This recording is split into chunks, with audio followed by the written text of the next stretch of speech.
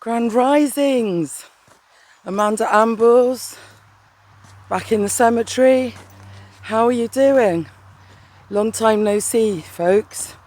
Yeah, I've been doing quite a lot of reflecting, introspecting, and feels very much like in the last few weeks we've gone from one season to the next, and the leaves are all coming off the trees now. And it definitely does feel like this is autumn now. And even though the blackberries were out early, the summer seemed to be hanging on there, didn't it? And I, for one, found it slightly uncomfortable. But yeah, I'm really welcoming this cooler weather. And it's a really lovely analogy when you see all the leaves coming off the trees. And it's, I got the words, let go of what you think you know. And letting go can sometimes be the hardest thing, can't it? Especially when we live in a world that is all about consuming more, being more, getting more subscribers, doing this, doing that. And we're very much told, what we should believe and what we should do.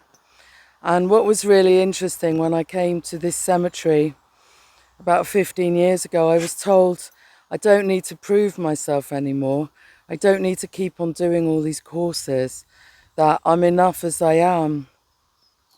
And interesting, since I've been accepting myself more for who I am and actually listening and acting upon my intuition, I've noticed more things getting done. We spend so much time procrastinating. We spend so much time on self-judgment. So, yeah, it's really great to actually have realised some of my aims. And one of them is definitely getting these 10,000 flyers printed and in through people's letterboxes. So, as some of you may have seen, we've actually printed them now. And it is glorious to be able to put them through people's front doors and have those conversations. So, yeah, it's really, I'm not too attached to the outcome, but it does feel very empowering. And my friend said to me this morning, keep up the good fight. But I'm thinking that actually we're just standing up for our rights. And I think as our rights have been eroded ever since, since time immemorial really, but really massively since 2020, that it's a really important time to stand up for who we are, what we believe in, and our actual fundamental human rights as well. And as some of you may or may not know, I lost my beautiful magic man, my magic dog, a few weeks ago. And yeah, it was a real biggie. He was my best friend, and we had a very deep soul connection as well. There are some people that argue that you actually have some kind of contract when you and an animal come together, like in ways, that sometimes are quite unexpected. And yeah, I ended up getting magic through a friend of mine in Tunbridge Wells. And I'd never had greyhounds before. I knew nothing about them. I'd had a lurcher, but I didn't really know about greyhounds. And he came into my life when I was actually working in childcare full time. But yeah, he really did show me so many things. He was a real spiritual master, spiritual teacher. And just by his way of being and the peace that emanated around him, he was known by my friends as the Zen master. And when he did pass, I did contact people individually to let them know what had happened. And unfortunately, one friend sent me a poison letter through the post after he knew about my bereavement. And I found that really, really shocking, because I put personal differences aside to let him know. But yeah, it was it was a really nasty attack. And I know that more and more, you know, when you speak to people, more and more people are experiencing these kinds of things. And if only people could develop more sensitivity and more empathy. I think I had a video about empathy quite a while back, and the lack of it.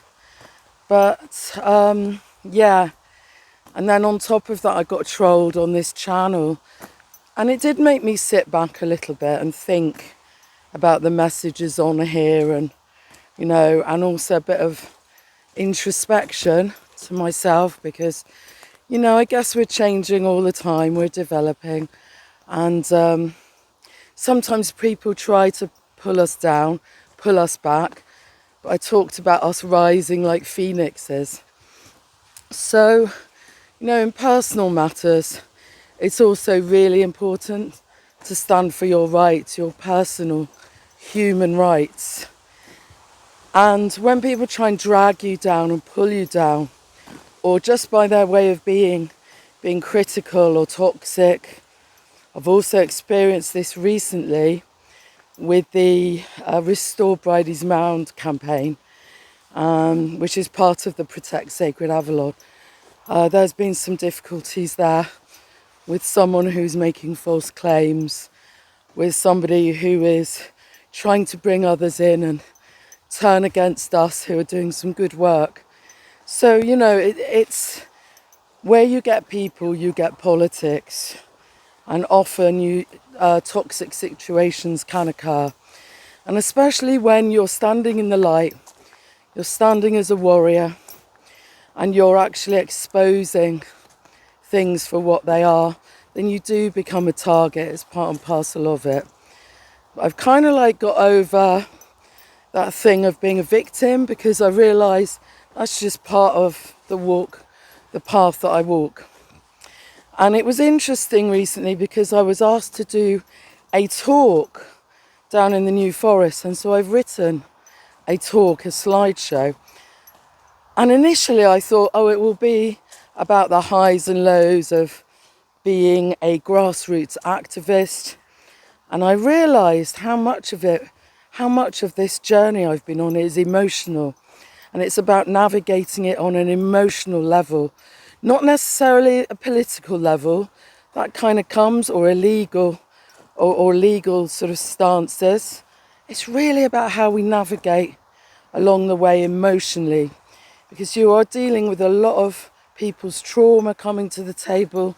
You're dealing with a lot of people telling you what to do, how to strategize, and you have to kind of just plod on, a bit like the tortoise instead of the hare. And you know, here I am 10 months later, and you know, those targets that I've set myself, I'm reaching, but there's always more to do.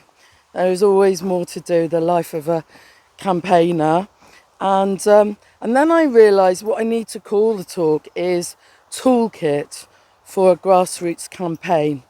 It's not necessarily about me and who I am, although I'm an example of somebody who is trying to stand up, and hopefully I will be inspiring others. I was told this morning that I've inspired people. But it's really about, you know, encouraging others to do the same. And ever since 2020, I feel like the system has been exposed for me, and I see things much more clearly. I understand who's pulling the strings more. I understand more about what's going on. So also, it's been an amazing week because I got to interview one of my favourite people on the planet. And if you haven't seen it yet, go and watch the interview.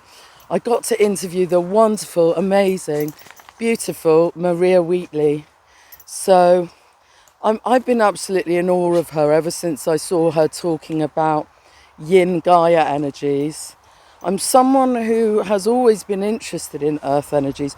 I say always, I would say probably over the last 20 years, with dowsing and understanding what earth energies are, doing dowsing workshops and things and understanding that. And it was just such an honour to interview her. And Jack Cox made that possible. He set the studio up in his home, set the lighting up. I wouldn't have known how to do all that. And yeah, it was, for me, that was a real milestone. It was phenomenal to do that. So yeah, I guess the message today is let go and let flow. So whatever it is you want to achieve in your life, don't force it. You know, things happen in the right time. I was watching a wonderful channel this morning, and her name is Barbara. She's 70 and she lives off grid in the woods somewhere in America. I think it's around Maine, I'm not too sure.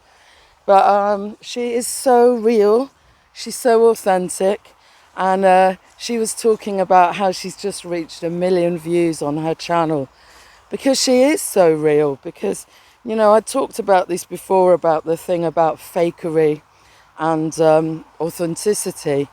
And I think, you know, a lot to do with somebody's popularity on YouTube is all around their energy, their authenticity. And people talk about authenticity, but whether they are authentic or not, you know, is not necessarily, you know, how things are. But anyhow, thank you so much for watching today. And as ever, I never really know what I'm going to talk about. And it is wonderful to feel autumn, the lovely, beautiful berries, the hawthorns are out in abundance, the leaves are coming off the tree. I do really love this time of year. I used to always be someone who embraced spring more, but in my older years, autumn is my month. How about you? What month, what season do you like the best? So, my friends, let go, let flow. How many of you are managing that? You take care. Till the next time. Bye for now.